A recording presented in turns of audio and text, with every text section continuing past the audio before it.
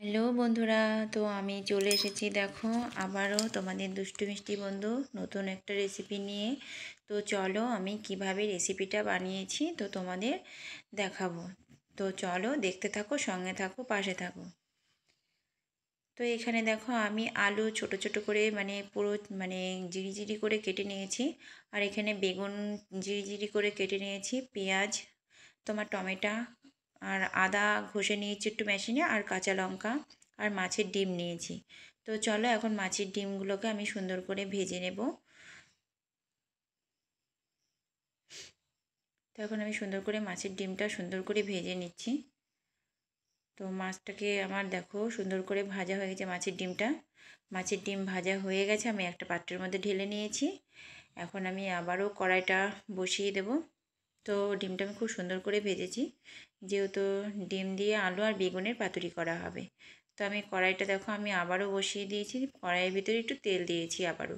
তো কড়াইয়ে এখন তেলে আমি কাঁচা লঙ্কা দিয়েছি আর পেঁয়াজ দিয়ে দেব। তো আমি এখন এগুলোকে ভালো করে একটু মিক্স করে নেব, নাড়িয়ে চাড়িয়ে নেব। পেঁয়াজগুলো সামান্য একটু লাল লাল করে নেব, বেশি ভাজবো না, যেহেতু আমি আলু দেব। আলুর সাথে আমি পেঁয়াজগুলোকেও ভেজে নেব। তো দেখো আমি সুন্দর করে ভাজা হয়ে গেছে, এর থেকে আমি আর বেশি ভাজবো না। তো আমার টমেটো ছিল, টমেটোগুলো আমি দিয়ে দিলাম এখানে। তো এবার আমি আবারও সুন্দর করে নাড়িয়ে নেব, আর একটু আদা মেশিনে ঘষে রেখেছিলাম ওটাও দিয়ে দিয়েছি। তো আমি সুন্দর করে এখন আমি এটাকে নাড়িয়ে নেব।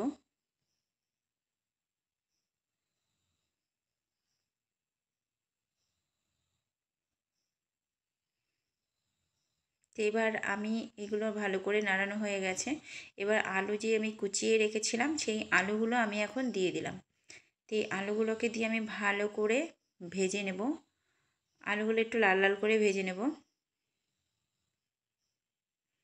তো এই রেসিপিটা আমি করছি, তোমাদের কেমন লাগবে আমি জানি না, তবে এইভাবে তোমরা একবার বানিয়ে খাবে, দেখবে রেসিপিটা সত্যি খুব অসাধারণ, বিশেষ করে গরম ভাতের সাথে অসাধারণ লাগে খেতে। তো আমার তো ভীষণই ভালো লাগে, তোমাদের কেমন লাগবে জানি না। যদি ভালো লাগে তো একটু লাইক কমেন্ট করে দিও, আর পুরো ভিডিওটা দেখতে থাকো। তো দেখো আমার আলুটা প্রায় ভাজা হয়ে গেছে, এখানে আমি একটু লবণ আর হলুদ গুঁড়ি দিয়ে দিলাম। তো আমি আবারও সুন্দর করে নাড়িয়ে চাড়িয়ে নেব।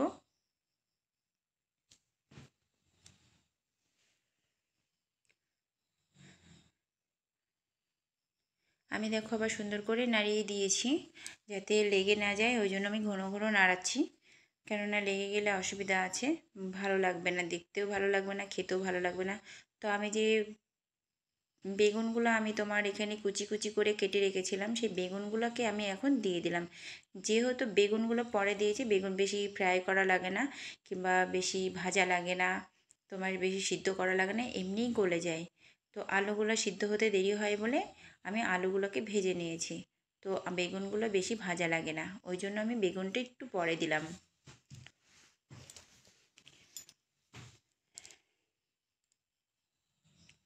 দেখো আমি ভালো করে নাড়িয়ে চাড়িয়ে নিচ্ছি।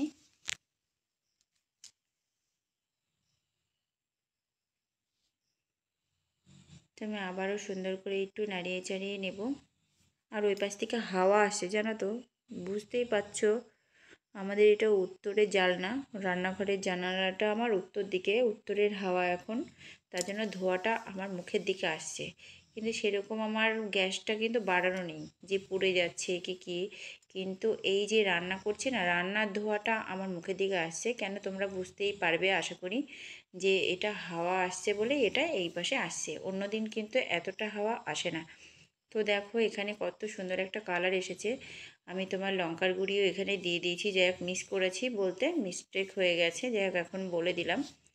তো আমি লঙ্কার গুঁড়ি ওখানে আমি দিয়েছি, জিরের গুঁড়িও দিয়েছি। তো ওটা আমি ভুলে গেছিলাম, তার জন্য সরি। তো দেখো এখানে আমি কিছুটা জল দিয়েছি, জল দেওয়ার পরে আমি ভালো করে নাড়িয়ে চাড়িয়ে নিই একটু, পরে আমি মাছের ডিমগুলো এখন দিয়ে দিলাম। ঠিক আছে, মাছের ডিমগুলো এখন দিয়ে দিয়েছি। দেওয়ার পরে আমি আর একটু সুন্দর করে নাড়িয়ে নেব, যেহেতু একটু ঢাকা দিয়ে দেবো, কেননা তোমার মাছের ডিমটা একটু সিদ্ধ হওয়ার ব্যাপার আছে, এগুলো একটু সিদ্ধ হওয়ার ব্যাপার আছে। তা সামান্য একটু চিনি দিলাম স্বাদ মতন, একটু স্বাদ আসার জন্য।